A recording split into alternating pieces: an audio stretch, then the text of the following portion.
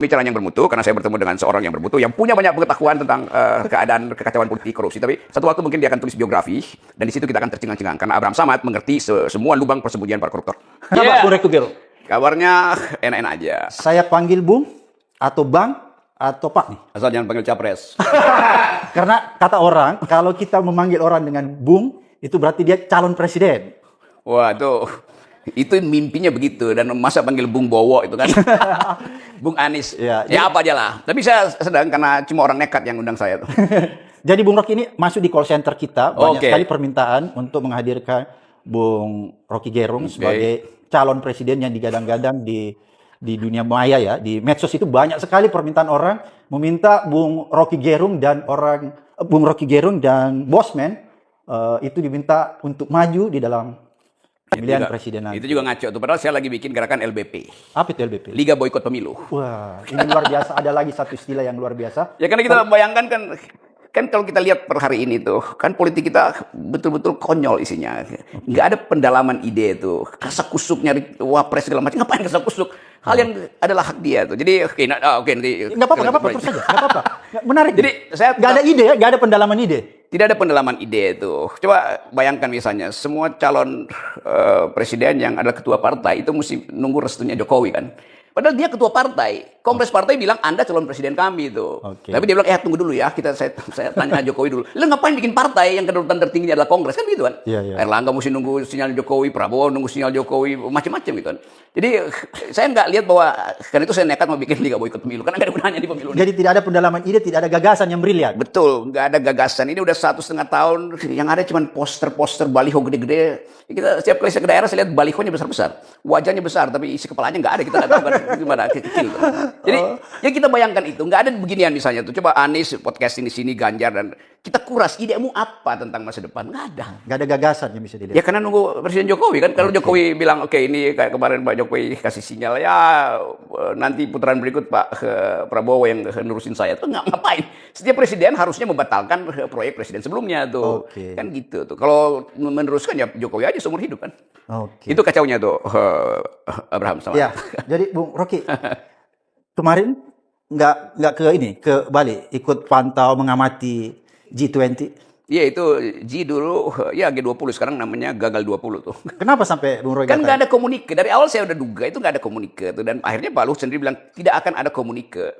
Kan standar dari G20 ada komunike. Yaitu, ini nggak ada ya? Kan recent isunya adalah perbaikan iklim segala ancaman macam. Krisis ekonomi global. Dan recent political issue adalah soal Ukraine. Dan itu ya Ukraine nggak datang karena disuruh Amerika nggak perlu datang. Rusia juga akhirnya nggak datang karena Putin takut dia nggak balik ke Rusia kalau datang ke Indonesia kan. Karena Rusia juga kelas menengahnya lagi berupaya menggoyang Putin. Jadi isu itu nggak terjadi. Padahal Presiden Jokowi berupaya untuk jadikan G20 itu lompatan historis dia untuk dapat Nobel. Kira-kira begitu kan. Karena orang mesti melihat seseorang dapat Nobel itu bukan karena satu peristiwa sejarah yang sesaat. Jadi Pak Jokowi di G20 itu gagal sebetulnya tuh. Tapi udah kita anggap aja ada hal-hal yang lucu-lucu di situ kan. Jadi ada nggak sesuatu yang bisa jadi hal yang menurut kita itu bermanfaat buat Indonesia dari G20 itu? Ada, yaitu dunia melihat bahwa ketika persidangan G20 itu juga kan luar sebelumnya ada sidang Conference on Parties yang COP yang dilanjutkan di Mesir kan. Dan isu lingkungan dibicarakan dalam di situ. Tetapi dunia melihat kok Indonesia pada saat G20 di Bali itu justru Greenpeace ditahan untuk masuk ke Bali itu. Ditahan oleh GP Ansor, terus sama-sama GP itu kan. Greenpeace GP, GP Ansor GP. Padahal sebetulnya standar KTT itu kan, summit itu kan mestinya ada suara masyarakat sipil kan. Yang biasa disebut side event itu. Nah, side event itu mestinya ada sidang masyarakat sipil, masyarakat adat masuk di situ, Greenpeace masuk di situ buat bicara lingkungan. Bahkan anak muda yang pakai sinyal Y20, Youth 20, itu sampai terakhir nggak bisa ketemu Pak Jokowi. Padahal mestinya dari anak muda milenials, mereka dengar apa poin anak muda tentang masa depan. Demikian juga dari kalangan akademisi nggak bisa masuk ke Bali. 2 minggu lalu saya masih di Bali itu dan Udayana komplain bahwa mereka nggak boleh lagi diskusi itu. Jadi itu pertanda bahwa Indonesia tidak siap untuk memfasilitasi percakapan tentang environmental ethics itu. Padahal KPK dulu kan masukkan itu sebagai salah satu syarat untuk kebersihan pemerintah, itu etika lingkungan dan konsekuensi-konsekuensinya. Ada yang menarik juga, Bung. 3 hari sebelumnya juga pertemuan teman-teman LBH kita itu kan Ya, itu sempat dihentikan. diintimidasi. Ya, betul. Dihalang-halangi ya. Yes, Dihalang-halangi. Menarik nih isu lingkungan ya. Oke. Seharusnya kan kalau kita bicara lingkungan, pemerintah harus terlihat punya satu kebijakan yang holistik ya, agar bisa kita lihat bahwa kebijakan itu memang ingin menyelamatkan tentang lingkungan. Tapi ini kan tidak. Kenapa saya katakan tidak? Kita bisa lihat dari kebijakan-kebijakan tentang tata kelola sumber daya alam kita. Apalagi kalau kita bicara khusus dalam konteks tata kelola pertambangan minerba, itu kan amburadul semua. Jadi bagaimana dia bisa bicara di tingkat internasional mengenai penyelamatan lingkungan kalau kebijakan-kebijakan holistik yang bisa ditangkap atau bisa dilihat oleh dunia internasional bahwa sebenarnya Indonesia belum bisa masuk di dalam isu itu. Ya, karena dari awal yang disebut industri di bidang lingkungan kan mesti betul-betul diamdal dengan maksimal kan. Ya. Kan dalam teori hukum lingkungan, AMDAL itu adalah cara paling absolut untuk menghalangi investasi itu. Iya, oke. Jadi kalau dia lolos AMDAL itu artinya itu betul-betul bersih kan. Oke. Nah, AMDAL-nya mesti di depan tuh. Ya. Kan dalam sekarang misalnya IKN tuh, Pak Jokowi bilang, saya putuskan untuk pindahin ibu kota. Maka saya minta Universitas Mula Warman yang di sana, termasuk UI, coba riset tentang AMDAL-nya. Lu udah diputusin secara politik, ngapain baru mau diamdal kan? Ya, ya. Kan namanya dungu kan, cara berpikir itu kan. Kan mestinya amdal dulu, baru bikin keputusan politik. Bagaimana misalnya kalau hasil amdal itu, termasuk amdal yang dibikin oleh ASA nanti, menunjukkan bahwa itu nggak layak diterusin. Padahal Presiden udah putuskan, bahkan... Itu menarik ya, masalah AMDAL. Coba saya kasih ilustrasi. Dua food estate Ya. di Kalimantan, di Papua, tuh dua-dua mangkrak. Mangkrak. Padahal hutannya udah ditebang, artinya pohonnya udah dijual. Ya. Tapi nggak ada yang mau nanam di situ kan. Saya hobinya tuh masuk keluar hutan, bukan main politik ya. Papua itu hutannya itu 37 juta hektar. 37. 30 juta hektar. 80% dari hutan itu hutan primer. Di dalam hutan primer itu ada 2.000 jenis pohon. Jenis pohon ya. Ada 20.000 jenis serangga, ada 600 mamalia, ada 700 jenis burung, dan ada 400 masyarakat adat. Ya. Kan kalau dia mau dieksploitasi, tanya dulu pada si burung, tanya pada si ular di situ, tanya pada masyarakat adat tuh, mau nggak itu dieksploitasi? Ya. Itu namanya perspektif etika lingkungan yang sekarang dibicarakan di dunia tuh. Jadi hak pohon untuk tetap hijau, hak sungai untuk tetap mengalirkan airnya. jernih, hak mawar untuk tetap wangi, hak lebah untuk tetap punya sengat. Itu nggak dipeduli. Nah, itu yang menunjukkan bahwa pengertian tentang etika lingkungan tidak dipahami oleh pemerintah, apalagi Presiden Jokowi kan. Jadi bagi dia itu growth-nya itu harus dihasilkan dari ekstraktif industri itu. Padahal dunia sekarang bicara tentang degrowth. Ini masih paradigma developmentalisme itu. Dan sekarang ditunjukkan bahwa pemerintah bisa bilang bahwa hasil ekspor kita itu menopang rupiah. Kita tanya berapa persen yang didapat oleh negara hari ini? 8%. Dari hasil eksploitasi sumber daya, negara cuma dapat 8%. Di zaman Pak Harto 37%, di zaman Pak SBY 21%. Artinya walaupun ada eksploitasi, dia balik ke negara. Ini nggak balik ke negara. Jadi apa yang mau dipamerkan? Diambil siapa? Ya 2-3 orang yang disebut oligarki kan. Jadi governance-nya yang kacau ya? Governance-nya kacau. Kan mestinya uang eksploitasi nyampe kembali ke dompet mak-mak tuh. Ya, mak-mak. Untuk dapat, supaya anaknya bisa dikasih uang jajan protein. Itu nggak terjadi. Jadi duit itu kembali ke oligarki? Kembali ke oligarki. Nah sekarang kan syaratnya itu oligarki mesti dipajak secara berlebih dong. Ya. Pajak progresif itu nggak berani kan, sampai sekarang nggak ada pajak. Berapa sih? Amnesti? Ya amnesti itu udah lama kita kasih amnesti juga, nggak terjadi sebetulnya tuh. Oke. Jadi perbandingan antara apa yang dirampok dan apa yang dikembali pada negara itu makin lama makin kecil. Pak Harto memang bilang oke, tapi Pak Harto pastikan 30-40% balik ke rakyat itu. Di zaman SBY masih ada 21%, sekarang tinggal 8%. Yang lain tuh menguap jadi oligarki, masuk di dalam kekayaan oligarki. Berarti kalau kita bicara tentang keadilan sosial itu sudah jauh ya? Bukan jauh sebetulnya, nggak kelihatan. Nggak kelihatan. Kalau jauh masih bisa kelihatan, ini udah nggak kelihatan ujungnya apa. Oke. Apa yang kita harapin soal social justice? Jadi sama sekali nggak kelihatan. Nggak, Jadi yang terjadi apa tuh? Denial of justice, pengingkaran terhadap keadilan.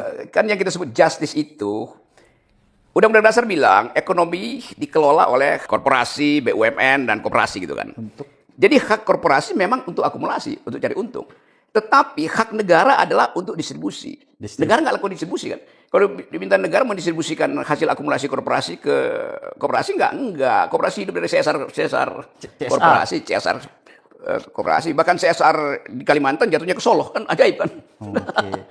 Jadi banyak hal yang dalam desain konstitusi kita itu bukan nggak dipahami, memang sengaja untuk tidak seimbangkan tuh. Kalau sekarang misalnya pemerintah bilang dia punya surplus 300 triliun APBN segala macam, ya tapi kok nggak turun ke rakyat? Lalu keterangannya, nanti kita alihkan itu sebagai tabungan pemerintah untuk tahun anggaran berikutnya. Lalu bagaimana? Tahun anggaran sekarang dihabisin sekarang gitu. Kalau itu betapa ada perencanaan. Kalau sisa anggarannya mau dipakai buat main politik. Gitu kira-kira. Berarti pemerintah tidak melakukan distribusi secara adil ya? Betul.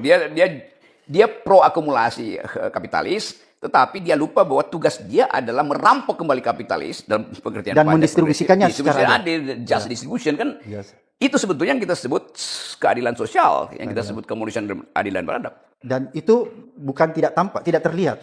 Tidak terlihat tuh, disembunyikan dalam figur. Kita nggak tahu nih APBN soal utang misalnya berapa, kan cuma kita nggak tahu kan.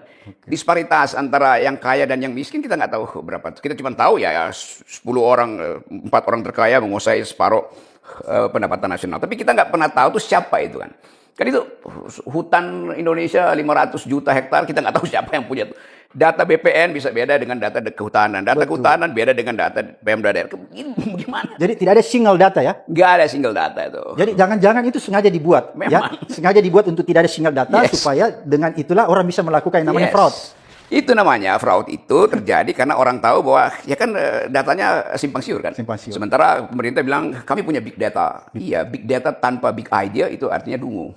Dungu ya? Ya dia punya big data tapi big idea-nya nggak ada kan. Kan mesti big data itu menghasilkan distribusi tadi itu. Yang ini bagian sana, ini bagian sini. Nggak ada. Jadi ada keadilan. Jadi dia biarkan negeri ini dirampok untuk hal-hal yang sepele sebetulnya. Ya buat main politik kan. Jadi akhirnya masyarakat tidak mendapatkan keadilan? Nggak ada sama sekali itu. Kalau saya pergi ke daerah, saya seminggu itu bisa 5-6 kali ke daerah, diundang BEM segala macam, LSM. Nggak ada tuh. Oke. Tapi ada ucapan terima kasih Pak Jokowi BLT, ada di semua tempat tuh. Ya, dan kan plakatnya kan sama kan. Terima kasih Pak Jokowi, yes BLT kami udah terima. Di seluruh Indonesia, bayangin misalnya, kalau orang pakai otak, mana ada rakyat Indonesia seragam kalimatnya. Kan itu seragam semua kan. Dari Aceh sampai Papua terima kasihnya sama tuh. Jadi saya lagi berpikir nih, Pak Rocky, bingung saya. Berarti kalau tidak ada keadilan sosial, bagaimana kita mau bicara tentang keadilan hukum ya? Kalau keadilan sosialnya aja kita tidak temukan ya? Ya kan hukum harusnya jadi tool of social control, tool of social engineering itu. Nah dari situ kita lihat bahwa kalau dia sebagai tools alat. Tapi yang engineer itu bukan negara, melainkan oligarki. Jadi dia adalah tools dari oligarki untuk menghasilkan disparitas. Nah, itu yang terjadi kan. Kenapa? Karena semua hukum yang dikeluarkan oleh pemerintah itu draftnya mesti dibaca oligarki dulu kan. Kita bayangin misalnya. Menarik nih dibaca oligarki. Dan oligarki masukkan kepentingannya. Iya. Omnibus Law itu kan ya kira-kira 98% kepentingan. Sana ada oligarki itu.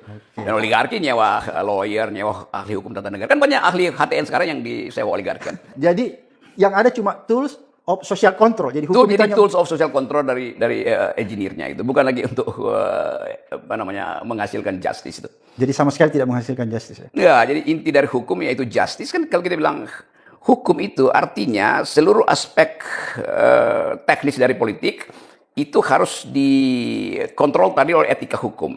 Dasar dari etika hukum adalah justice itu. Justice. Kan itu kan yang disebut dalam bahasa Latin itu ubi societas ibi ius.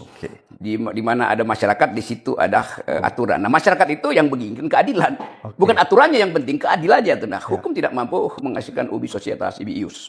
Oke, kalau begitu saya bisa simpulkan bahwa menurut pandangan Bung Rocky, hukum atau keadilan itu mati di Indonesia. Belum mati sih, tapi sekarat. Sekarat ya? Ya kalau udah mati ya udah terjadi. Jadi ini masih sekarat, sakratul maut. Sakratul maut sebetulnya itu. Dan itu sebetulnya lebih enak mati daripada sakratul maut. Kalau mati artinya ada potensi untuk masyarakat mengembalikan dimensi ideologisnya untuk bikin hukum baru. Sekarang hukumnya dicekek ya. Supaya napasnya sedikit-sedikit aja. Jadi dia sakratul maut. Di sakratul maut kan tuh. Jadi dia tidak mati tapi dia mengalami sakratul maut. Iya, dan yang cekek itu pertama kali adalah KPK. Oke, menarik nih. Bung Rocky, ini saya pernah baca buku ya. Pasti Bung Rocky sudah baca buku. Ini masalah keadilan, ini sakratul maut. Di dalam buku Justice in Rose, ya, Ronald Dworkin. Itu di dalam buku itu ada penjelasan dari Oliver Holmes, Justice America. Dia bilang begini, dia membantah. Dia bilang hukum itu tidak pernah mati. Bilang gitu ya. Hukum itu tidak pernah mati. Hukum itu hanya tertidur lelap sementara. Oleh karena itu untuk membangunkannya maka perlu sentuhan hati nurani. Iya, betul. Tapi kita lupa bahwa hati nurani itu bisa ditakar lewat amplop kan itu masalahnya kan. Dan ya itu pepatah Italia justru menyebutnya begini, "El sueño della razón produce monstruos." Ya. Artinya kalau akal itu tadi tidur, maka yang beredar adalah monster. Okay. Nah, di dalam akal ada yang disebut kalbu, yaitu hati nurani itu. Jadi kalau hati nurani itu pulas, justru monster yang beredar. Okay. Nah, di kita sekarang kan hati nurani itu kita titipkan pada KPK, kita titipkan pada Mahkamah Konstitusi, pada Mahkamah Agung. Sekarang 3 lembaga itu adalah sarang dari monster. Enggak, sarang dari monster tadi itu. Oh, jadi monsternya pindah ke situ. Monsternya pindah ke situ kan. Oh, gitu. Kan. Jadi kalau kita bilang siapa yang masih punya ide bahwa Indonesia itu just society, masyarakat yang adil, makmur, nggak ada. Karena semua merasa di balik keadilan pasti ada transaksi itu, transaksi kuasa, transaksi modal segala macam. Jadi hukum itu pasar ya kalau gitu, transaksional, industri. Iya, itu hukum itu sekedar jadi black letter of law, ada istilah itu black letter of law, sekedar huruf hitam aja tuh. Dan itu adanya di atas meja hukum itu. Dan yang ada di atas meja dikendalikan oleh yang di bawah meja, under table transaction kan. Jadi kita buka ini hukum bilang begini, iya tapi ini amplopnya masuk ke situ, maka hukum bisa ditutup aja. Berarti hukum yang diterjemahkan di situ adalah hukum yang sifatnya undang-undang semata. Iya, itu seolah-olah kalau udah ada kesepakatan dari apa namanya Pacta Sunt Servanda, Pact must be served, iya, tapi prinsip di balik itu rebus sixtandibus, hal-halnya udah nggak berubah, udah nggak seperti itu karena udah transaksi di bawah aja kan. Jadi under table transaction ini itu yang sekarang lebih berguna daripada debat soal hukum. Padahal sebenarnya kalau menurut Bung Rocky, hukum dan keadilan itu tidak linear ya, tidak deterministik. Harusnya kan, jadi keadilan kan tumbuh tuh, keadilan adalah ide yang tumbuh, jadi ongoing. Dan justice di Papua tentu beda dengan justice di Jakarta tuh. Kemampuan kita untuk mengevaluasi etika lingkungan beda dengan kemampuan kita untuk membayangkan elektabilitas seseorang, itu kan itu dua hal yang berbeda. Tetapi kalau kita sebut, sering orang sebut, ya tapi kan hukum itu setiap orang sama di depan hukum. Equality before the law. Saya bilang nggak begitu. Waktu John Locke rumuskan itu, yang dia maksud adalah hukum harus sama, diakses oleh orang yang berbeda. Kan begitu kan? Kan kita semua berbeda tuh. Saya kalau masuk pengadilan beda dengan misalnya Pak Luhut masuk pengadilan itu bisa beda tuh, karena akses Pak Luhut lebih bagus dari saya. Tetapi saya dan Pak Luhut misalnya yang berbeda aksesnya harus dimengerti secara sama oleh hukum. Jadi bukan kita yang dibuat sama, nggak mungkin kita dibuat sama kan, dompet kita beda kan. Tapi hukum harus bisa sama terhadap orang yang berbeda. Bukan orang yang disamakan di depan hukum. Itu juga equality before the law. Kalau dibaca secara filosofis harusnya bunyinya terhadap mereka yang berbeda hukum harus sama, begitu. Terhadap orang jadi hukum harus sama ya, perlakuannya ya. Perlakuannya sama pada orang yang berbeda. Tapi ini beda. Ini beda yang diterapkan kan. Tukang maling ayam sama dengan koruptor. Koruptor itu kan nggak ada equality before the law di situ. Koruptornya bisa ringan, maling ayamnya bisa berat. Padahal dia kalau dibilang dia equal, dia nggak equal. Karena posisi sosial seseorang itu akan mempengaruhi akses dia pada hukum. Gitu. Mempengaruhi akses dia terhadap hukum atau mempengaruhi putusan aktor hukum. Ya itu nafas keduanya begitu kan, begitu aksesnya berbeda, yang sana dapat putusan yang ringan, yang dapat putusan yang berat. Nah di situ rasa keadilan orang muncul dan orang anggap bahwa bagian dari bangsa ini yang dulu dipamerkan sebagai bangsa yang adil karena kita mengalami ketidakadilan kolonial, lalu founding person kita mengatakan bahwa oke, kita akan buka jendela baru yaitu kemerdekaan. Yang terjadi bukan itu hari ini kan. Jadi kemerdekaan kita untuk merasa lega bahwa kalau saya ke pengadilan pasti saya akan diterima, dilayani. Nah sekarang macam-macam. Ini setiap hari saya dapat surat dari masyarakat dari Sumatera Utara, Kalimantan tuh yang kasusnya udah bertahun-tahun, tapi nggak pernah diproses karena setelah mereka riset, oh ternyata pengacaranya ada temannya hakim, hakimnya ada ponakannya jaksa, kan bagaimana coba? Di rakyat, walaupun dia marah, dia nggak punya akses untuk mengucapkan kemarahan. Jadi akses ya, nggak punya akses. Itu yang jadi problem ya? Itu problem kita sekarang adalah aksesnya ditutup. Berarti memang tidak ada keadilan kalau akses nggak ada keadilan. Itu udah standar kalau orang tanya Indonesia adil nggak, ya nggak adil. Menarik sekali apa yang tadi disampaikan Bung Rocky. Saya ingin kembali nih di G20. Itu ada proposal Indonesia mengenai energi itu bagaimana tuh? Kan Indonesia mau ajukan sesuatu supaya Indonesia diingat sebagai ya tuan rumah yang go green kan? Go green tuh. Energi terbarukan. Ya itu. Tapi kan semua orang misalnya begini nih. Indonesia kasih proposal tentang, saya dengar kemarin Pak Prabowo bicara tentang potensi Indonesia untuk feeding, memberi makan 8 miliar orang. Pada saat Indonesia kan kemarin dunia sekarang udah 8 miliar. Oke. Di G20 Pak Prabowo bilang Indonesia mampu untuk memberi makan 8 miliar orang. Ya. Kan ini apa ini fiksi apa pikiran itu kan. Jadi sebetulnya kalau kita mau kasih Bukan fiktif ya, fiksi. bukan fiktif ini fiksi yang bisa jadi fiktif. Karena Ini harus begini kan. dijelaskan dulu Bang Rocky, apa bedanya fiktif dan fiksi ini? Fiktif itu artinya nggak ada tuh. Ya, oke. Fiksi artinya imajinasi kita tentang hal yang belum kita kenali, kan Ya, itu oke. bedanya. Jadi Oke. sesuatu itu fiksional. Kalau saya membayangkan, kalau misalnya saya membayangkan neraka itu apa sih? Saya yang angkatan 80-an itu sekolah mahasiswa tahu bahwa neraka itu sebuah tempat. Iya, sebuah tempat di mana batu bara itu akan membakar mereka yang berdosa itu. Bayangkan misalnya 20 tahun ke depan ketika batu bara udah habis, anak milenial nggak bisa bayangin batu bara. Nggak bisa. Jadi fiksinya dia berubah tuh. Itu mungkin korsleting listrik, itu algoritma yang korslet itu kan. Jadi itu yang disebut fiksi. Ada tetapi dia mesti bayangkan. Kalau fiktif memang nggak ada. Nggak ada. Iya, iya. Nah, balik soal tadi itu. Indonesia mau menganggap bahwa dia bisa dengan food estate itu Food estate. bisa feeding 8 miliar. Dan siapa di dunia ini yang percaya jualan proposal itu kan? Apalagi kalau orang bilang ini era di mana kita mesti pastikan bahwa 1,5 derajat suhu itu nggak akan terjadi di 2030. Dan di ekonomis barusan nulis bahwa itu pasti terjadi karena gagal ada perang dan krisis energi itu.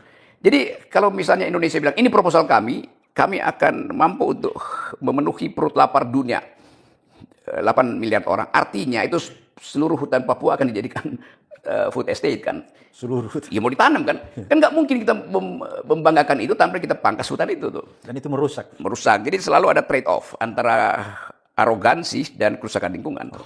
Jadi di situ persoalan ya. Persoalan. Ya, persoalan itu kan nggak ada semacam penglihatan dua langkah kan. Ya kita negara luas, maka kita mampu menanam.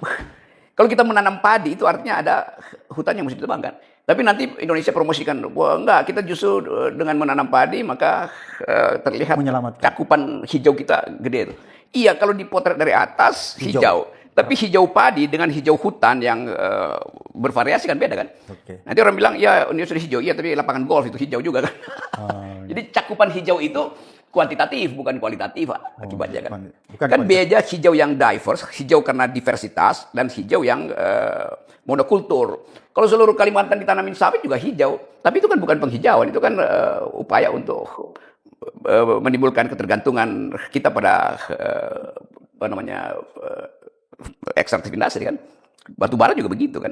Jadi itu yang jadi persoalan sebenarnya mendasar. Ya, saya merasa keadilan itu ada di situ tuh. Akses pada energi juga kita nggak bisa tuh ya.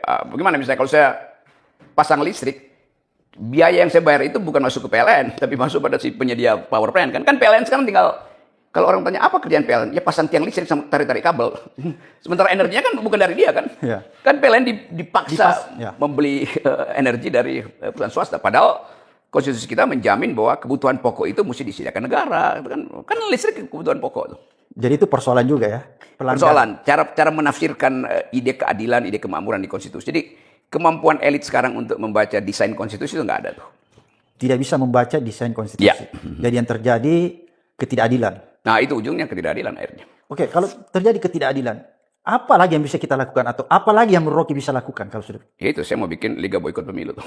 Kenapa harus Liga Boikot Pemilu? Cuman itu caranya untuk kasih wake up call, kasih interupsi. Bahwa desain pemilu itu bakal tetap menghasilkan aktor dan subjek politik yang adalah ternak oligarki. Kan pemilu ini adalah peternakan oligarki itu.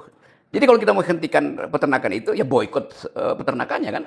Itu boikot pemilu. Oke. Tetap saya akan kampanye, walaupun orang anggap ya nggak ada hasil. Iya, tapi ini moral call-nya tinggi situ. Jadi dimensi etiknya yang kita mau ucapkan. Moralnya ya? Moralnya. Karena saya sependapat nih, Bung Rocky.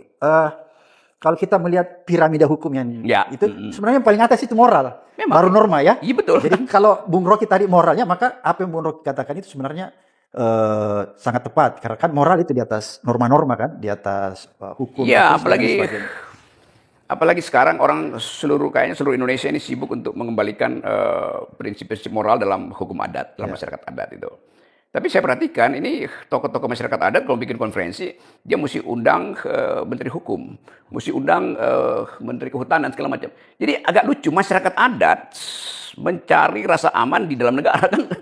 Kan kalau dia mau secara sempurna ini hukum dalam masyarakat adat yang kami asuh itu, ngapain minta seminarnya dibuka oleh negara? Udah pasti negara akan caplok ini kan. Kan idenya kan begitu. Kenapa? Karena banyak tokoh masyarakat adat juga yang sebetulnya ya ingin cari jabatan itu kan. Dikooptasi. Dikooptasi pasti. Bandingkan misalnya gerakan masyarakat adat untuk memulihkan hukum adat di Amerika Latin itu nggak pernah mau berurusan dengan negara. Karena dianggap negara justru yang merampok status keadilan dari kelompok adat ini kan. Gitu. Jadi berarti pemilu nanti tidak akan mungkin menghasilkan presiden atau wakil-wakil rakyat yang bisa kita harapkan. Bisa. Kalau calon presidennya Abraham Samad. Yang tertunda. Ya, ini serius kan tadi Bung Rocky mau buat itu tuh. Bahwa menolak pemilu karena kelihatannya tidak ada pelibatan masyarakat ya. Tidak ada pelibatan masyarakat secara partisipatif dari awal. Dari awal nggak ada tuh. Ya. Karena kan calon yang ada itu seolah-olah kita disodorkan. Berdasarkan apa tuh? Iya kan, kalau ditanya siapa sih calon presiden kita? Ada Prabowo, Anies, Ganjar, siapa lagi yang Prabowo, Anies, Ganjar, siapa lagi? 3-4 orang. Erlangga atau Puan segala macam. Ya. Itu yang sodorin siapa? Kita nggak sadar bahwa itu disodorin oleh lembaga survei. Oh, okay. Urusan apa kita dengan lembaga survei? Lembaga survei nggak pernah mau kasih tahu bahwa ini uang kita dapat dari satu partai. Dia bilang bahwa ini uang publik gitu. Mana ada uang publik dipakai untuk bukan uang publik. Mana ada uang perusahaan dipakai untuk kepentingan publik. Dari situ kita udah nggak masuk akal kan. Oh kami punya uang nih, tapi karena itu kami relakan untuk survei. Satu kali survei itu 2 miliar. 2 miliar. Lalu lembaga survei bilang, ini uang kami, uang perusahaan untuk pelayanan publik. Itu nggak ada di seluruh dunia. Uang perusahaan, uang privat dipakai pelayanan publik. Itu ngaco kan. Kan dia mesti bilang, ini ikut aja Amerika kan. Lembaga survei Joe Biden kasih tahu sebelumnya, kami dibiayai oleh Partai Demokrat, ini survei kami, silakan uji. Trump juga begitu, ini lembaga survei kami, silakan uji. Dia kasih tahu tuh, public declare, ini uang yang masuk ke kita, ini. Tapi ini metodologinya. Kalau di sini kan kita nggak tahu tuh indikator duitnya dari mana, Kompas duitnya dari mana, segala macam. Tiba-tiba kita lihat, wah udah ada daftar. Dan metodologinya sama, hasilnya berbeda. Ya itu karena lembaga survei itu saling nitipin kuesioner aja kan. Oh, tinggal dikutak-kutik sendiri margin of errornya. Jadi itu problem kita ya. Itu juga problem kita. Public opinion dikendalikan oleh korporasi. Kan lembaga survei ini kan korporasi itu. Jadi itu intinya. Karena itu kalau misalnya disodorkan ke saya, ini calon presidennya ada 5-7. Pak Rocky pilih siapa tuh? Oke, saya pilih siapa yang saya coret pertama. Bukan siapa yang saya pilih, siapa yang saya coret pertama, coret kedua, coret ketiga. Kalau saya coret semua, siapa yang memarah? Karena KPU pun nggak kasih sosialisasi tentang pendidikan politik kan. Kan tugas KPU dulu waktu 99 saya ikut dorong melalui LBH, saya dulu penasihat LBH itu, supaya KPU itu pertama kali tugasnya lakukan pendidikan politik. Baru lakukan sistem pemilihan umum yang soal teknis aja kan. Kan cuma nyediain kota segala macam. Tapi dia mesti lakukan pendidikan politik di awal supaya publik tahu mana kucing dalam karung dan mana kucing dalam karung bolong. Langsung kelihatan kan kucingnya itu kan. Nah ini juga KPU juga kucing juga sebetulnya yang kita nggak tahu nih ditaruh siapa dalam karung itu kan. Jadi ini menarik. Penyelenggara pemilu tidak melakukan pendidikan politik terhadap masyarakat. Bukankah penyelenggara pemilu juga kembali menyatakan bahwa kita berharap dunia kampus atau masyarakat madani, masyarakat sipil yang memberikan pendidikan politik kepada masyarakat? Harusnya begitu. Dalam 2 bulan ini saya udah 3 kali ditolak oleh universitas negeri karena rektornya nggak mau saya bicara di situ kan. Jadi bagaimana kita bagian pendidikan politik? Di Mataram saya ditolak tuh. Rektor bilang boleh tapi jangan ada nama Rocky Gerung. Mahasiswa akhirnya pindahin acara itu ke kaki Gunung Rinjani. Jadi saya kasih kuliah tentang ini di ketinggian pendidikan 2000. Politik ya? Pendidikan politik gitu, pendidikan etika lingkungan juga karena ditolak. Kemarin di Malang juga ditolak. Mungkin udah 5 kali ditolak. Jadi rektor takut saya bicara tentang justice, tentang environmental ethics, tentang korupsi segala macam. Ya artinya dia melindungi koruptor dong kan. Ya kita bisa bayangkan bahwa ya dia memang ASN. Tapi kan ini universitas kan otonom pikirannya dari intervensi negara kan. Mesti dia bilang saya ASN, tetapi ilmu pengetahuan tidak terkait dengan status saya sebagai ASN. Saya rektor, saya bertanggung jawab terhadap mutu argumen di kampus saya. Kan dia mesti bilang begitu kan. Artinya pendidikan politik untuk orang bisa cerdas dan berintegritas itu menjadi nggak bisa kita sampaikan ya? Bisa lewat podcast begini kan. Banyak podcast yang bagus sekarang yang YouTube yang akhirnya orang anggap bahwa Pendidikan politik nggak usah masuk partai, dengerin aja podcast Abraham Samad, Refli Harun. Saya nggak mau bilang saya sendiri gitu. Tapi tetap masyarakat sipil sekarang harus terus ya mendorong. Terus dan lewat sosial media sebetulnya. Untuk melakukan pendidikan politik itu. Ya. Kan partai nggak ada kurikulumnya kan? Mungkin karena nggak punya code of conduct. Dia punya code of conduct, tapi itu sekedar untuk dilampirkan ke KPU kan, code of conduct-nya. Jadi pro forma aja ini code of conduct partai. Kalau ada code of conduct kan nggak mungkin ketua partainya mesti minta izin dulu pada presiden kalau mau nyalon jadi presiden kan. Kan itu jadi feodalisme sebetulnya ada di semua partai itu. Feodalisme, oportunisme, pragmatisme itu semua bagian buruk dari kekuasaan itu ada di partai sekarang. Jadi kartel ini ya, kan bukan cuma di bisnis, bisa juga di politik. Ya. Kartel politik. Jadi kartel ini sengaja mengaktifkan keduanya sebetulnya supaya dia nggak punya tanggung jawab terhadap masa depan demokrasi kan. Kan kalau dia punya tanggung jawab, maka pertama kali dia akan bilang, kami partai politik, siapa yang mau masuk ke kami harus ikut fasilitas pertama adalah pendidikan keadilan, lalu sejarah intelektual, lalu recent issue, lingkungan, gender. Jadi orang bertanya kalau dia masuk satu partai, do you speak environmental ethics, do you speak gender equality, do you speak human rights, segala macam. Itu mestinya standar partai di Indonesia sekarang itu. Tapi kalau orang datang buat meramal jadi anggota partai, pertama-tama dia ditanya, ATM Anda ada di mana aja. Jadi calon anggota legislatif sebetulnya bukan hasil kaderisasi, tetapi hasil outsourcing tuh. Jadi banyak partai yang akhirnya P3, PAN, akhirnya pergi ke Ganjar tuh. Ya padahal ya ngapain dia bikin partai kalau dia nggak ada kader kan begitu kan. Nasdem juga begitu, nggak ada kader artinya ambil Anies Baswedan itu kan. Padahal Anies tadinya dideklarasikan oleh masyarakat sipil, oleh relawan, lalu dikooptasi oleh partai. Lalu Anies bilang silahkan relawan mendekat pada Nasdem, kan kacau Anies kan. Kan mesti dia bilang saya bagian dari relawan, partai mesti mendekati relawan, mengkomunikasikannya. Gitu. Jadi itu hal-hal kalau kita kasih kritik nanti orang bilang kita berlebih, memang karena masih kurang demokrasi kita mesti kasih kritik berlebih itu. Oke. Jadi kira-kira apa yang kita lakukan ini Bung Rocky untuk memperbaiki keadaan seperti ini? Saya percaya bahwa keadaan semacam ini harus betul-betul tiba dulu di nadir, baru dia bisa lompat ke senit nanti itu. Jadi kalau dia belum... Tapi ini kan bahaya kalau kita tiba ke nadir dulu, itu kan hal yang sangat terburuk menurut saya. Memang, karena kita belum sampai di situ tuh. Iya. Jadi pemburukan ini harus dimaksimalkan supaya orang ada semacam insight, orang dapat pencerahan oh itu ya seburuk itu kita tuh. Ya. Kalau misalnya masih dianggap ya Indonesia masih bisa kompetisi kan Presiden Jokowi selalu bilang udah anak muda itu percaya bahwa 2045 nanti ada bonus demografi Indonesia akan kaya raya tuh. Itu kan keterangan yang absurd gitu. Apalagi pakai istilah bonus demografi. Artinya akan dikasih negara sebagai bonus. Padahal dalam teori sosiologi atau teori demografi nggak ada istilah bonus demografi. Istilah yang benar adalah demographic dividend. Jadi dividen demografi itu. Supaya dapat dividen mesti investasi dulu kan. Kalau sekarang kan Pak Jokowi anggap kalian kan anak muda 17 sampai 25 tahun, 15 sampai 25 tahun, itu akan jadi bonus demografi karena kalian banyak. Lo bukan banyaknya yang dihitung. Bukan. Banyak kalau kekurangan gizi buat apa? Kalau IQ-nya kurang kan nggak bisa bertanding sebagai dividen dengan masyarakat di luar. Nah yang salah kaprah juga, sering saya perhatikan, Presiden bilang, milenial ini akan jadi bonus demografi buat Indonesia di 2045. Enggak begitu teori bonus demografi. Bonus demografi itu perbandingan relatif kemampuan berpikir bangsa ini dengan tetangganya tuh atau dengan di luar, bukan antara mereka. Itu. Jadi harus dibandingkan dengan tetangganya. Iya, mesti dibandingkan dengan Vietnam, dengan Singapura, Hong Kong misalnya itu. Nah, kalau kita lihat misalnya statistik beberapa minggu yang lalu saya baca statistik bahwa Indonesia itu IQ nasionalnya rata-rata cuma 70. Menyedihkan juga. Jadi Indonesia itu adalah negara paling bodoh di Asia tuh. Cuman ada di atas Laos dan Timor Leste tuh. Lalu orang marah. Dan memang kalau saya bilang ini memang negara dungu kok. Dari dulu saya bilang dungu kan. Lalu orang marah. Lalu sekarang ada buktinya. Kan di dalam skala Indonesia nomor 2 dari bawah, nomor 3 dari bawah tuh dibandingin Vietnam. Padahal negara kita, Indonesia dan Vietnam sama-sama keluarin 20-25% untuk pendidikan. Lalu kenapa IQ-nya kita drop kan? Kita mesti tagih Pak Jokowi kenapa IQ kita drop itu.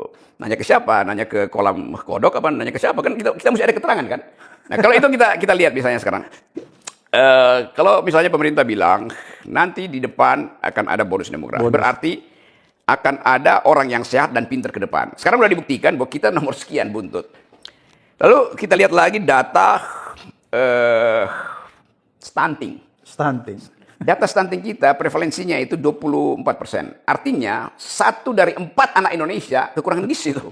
Ya. Bagaimana kita mau compete kalau kekurangan gizi? Coba.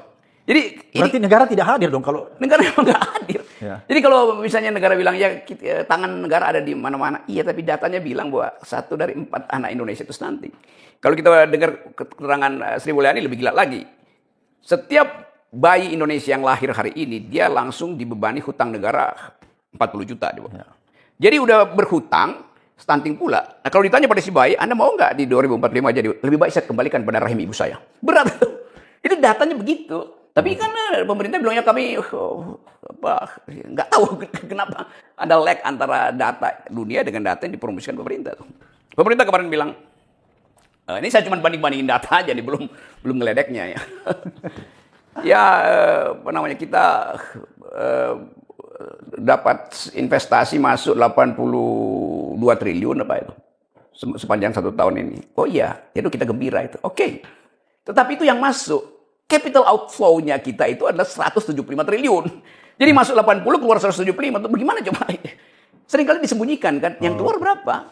Nah itu juga yang Presiden Jokowi kemarin dengan sangat mendesak menunjukkan proposal Indonesia supaya ikut dibiayai oleh Amerika tuh soal IKN. Nah, kan mestinya G20 ini tempat investor melihat potensi invest di G20 ini seharusnya menjadi tempat. Nah, mestinya dia jadi gula sehingga investor itu datang berbondong-bondong. Betul. Tetapi dengan data tadi menunjukkan bahwa justru ketika Indonesia promosikan G20 selama 1 tahun terakhir ini, justru pada tahun itu investornya kabur kok. 175 capital outflow ya. Gimana coba? Jadi sebetulnya dengan mudah kita tahu bahwa ada sesuatu yang ajaib itu. Kenapa? Karena Pak Jokowi berupaya keras untuk menghemat anggaran karena mau biayai IKN. Hal yang secara ekonomi nggak masuk akal. Ngapain bikin IKN kalau millennials nanti itu bekerjanya di cloud? Kan ada millennials yang bolak-balik ke pusat ibu kota. Pak Jokowi terangkan bahwa ini loh dia kasih namanya di belakang itu layar. Ini yang akan jadi ibu kota kita nih. Ini ada air mengalir, itu ada listrik yang dibuat tanah segala macam, indah sekali itu.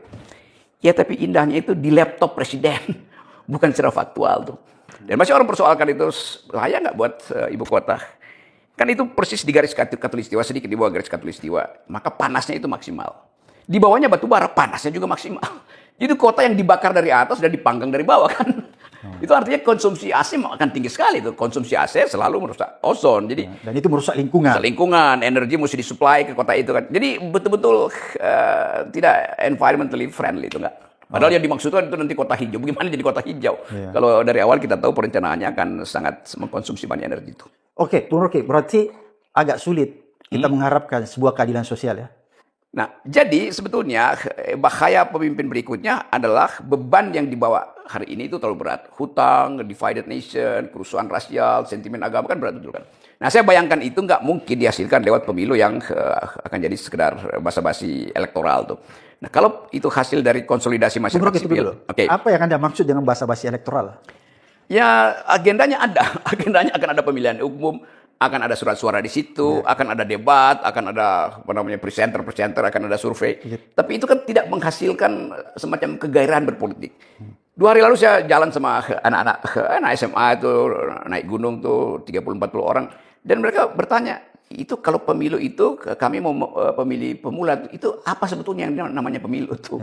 Dia sendiri nggak tahu kan, padahal ini pemilih pemula Indonesia itu mayoritas nanti.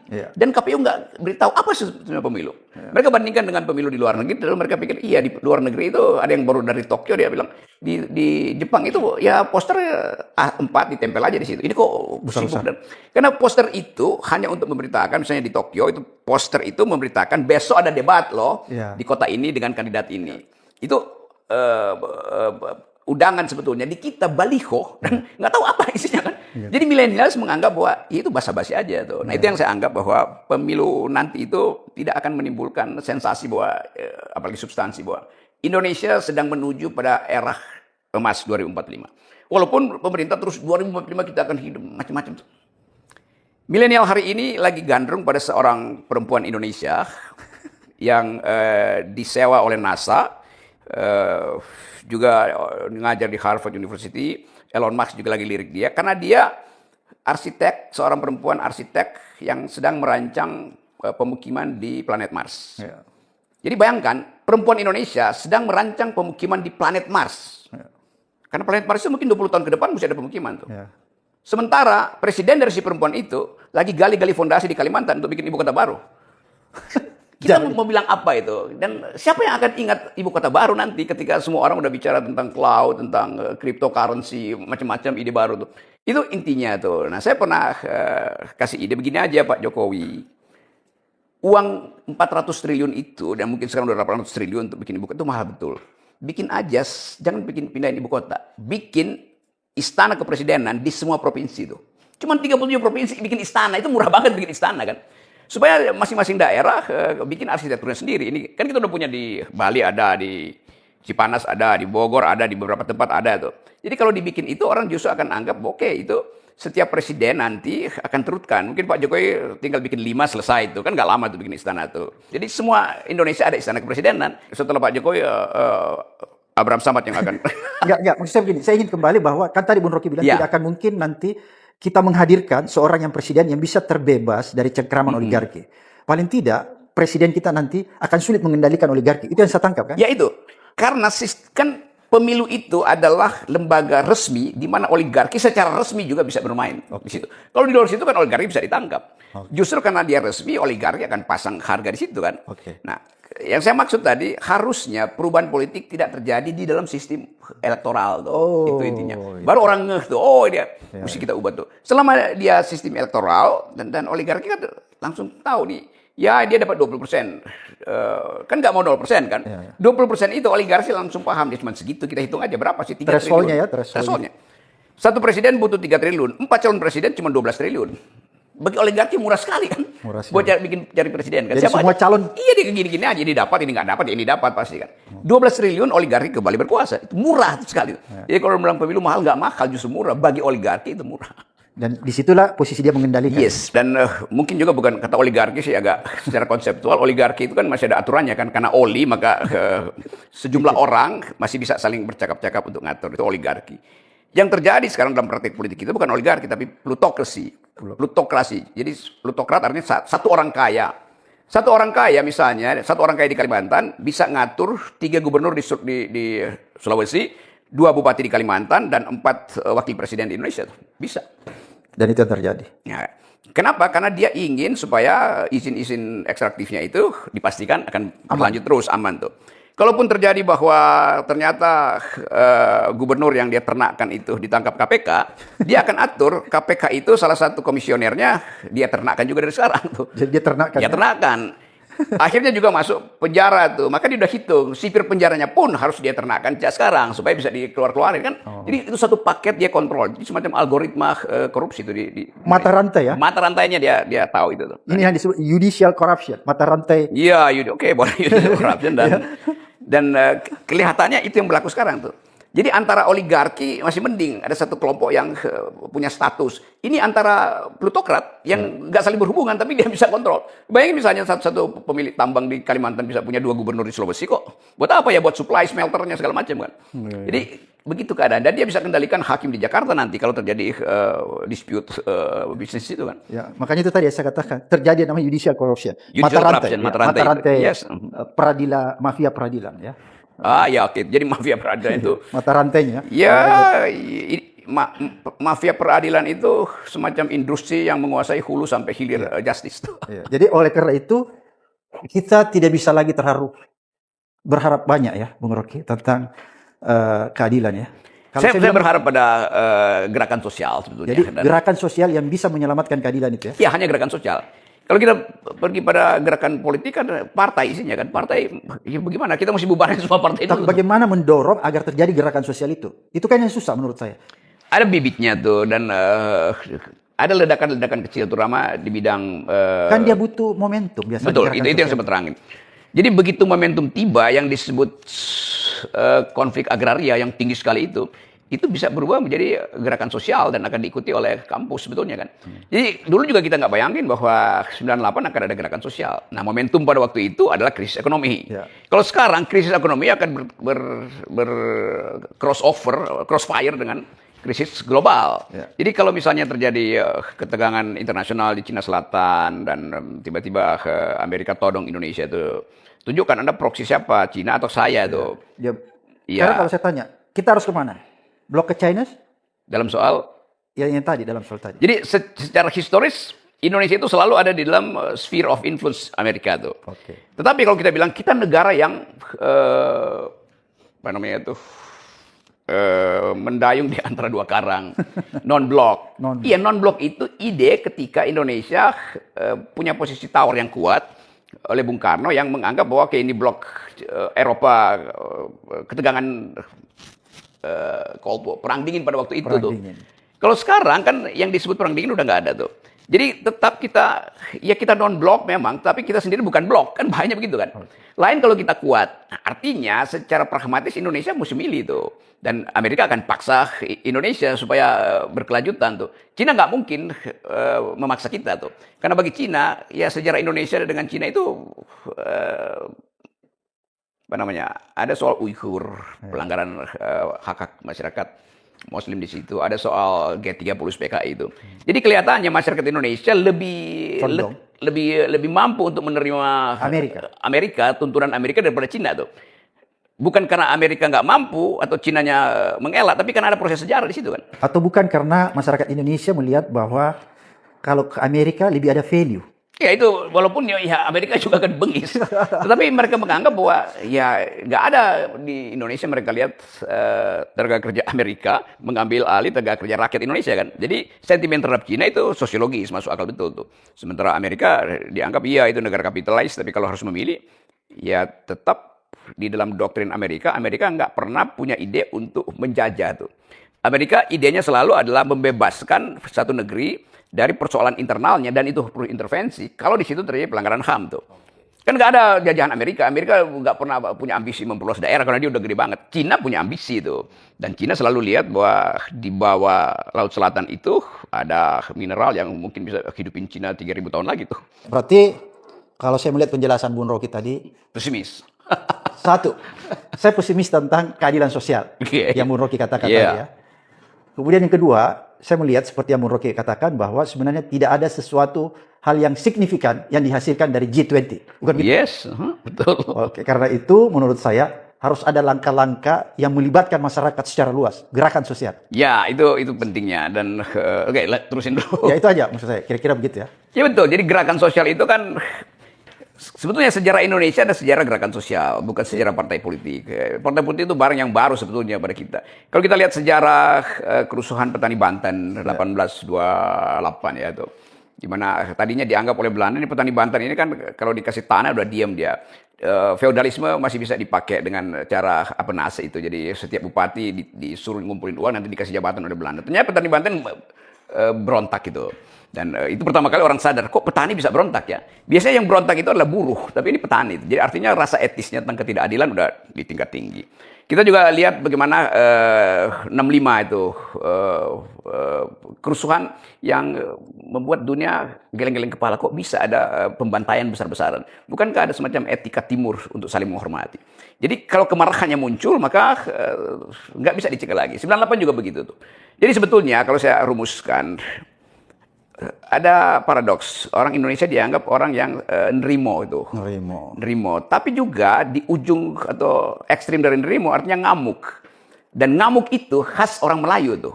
Nggak ada di dunia ini orang ngamuk, kecuali Melayu. Karena itu dalam bahasa Inggris kata emak itu datang dari kata ngamuk. Nggak tahu tiba-tiba ngamuk itu. Jadi ciri antropologi kita adalah ngamuk. Nah jarak dari nerimo ke ngamuk itu mungkin cuma 2 menit itu. 2 menit ya? Ya. Kalau satu pom bensin terbakar dan nerimo jadi ngamuk. Oke. Itu yang terjadi tuh. Dan kita udah sering lihat fenomena itu. Jadi hati-hati bahwa rasa keadilan publik yang dianggap keadilan ya. Bisa nerimo keadaan, besok dia bisa ngamuk. Oke, thank you Bung Rocky. Jadi saya coba menyederhanakan. Berarti kalau kita bicara dalam konteks nasionalisme, apa yang disampaikan tadi Bung Rocky, pertama, kalau kita coba merumuskan nasionalisme dalam konteks kekinian berdasarkan penjelasan Bung Rocky berarti ada 3 dong. Pertama, identitas kita sebagai bangsa. Yes. Kemudian yang kedua, anti korupsi.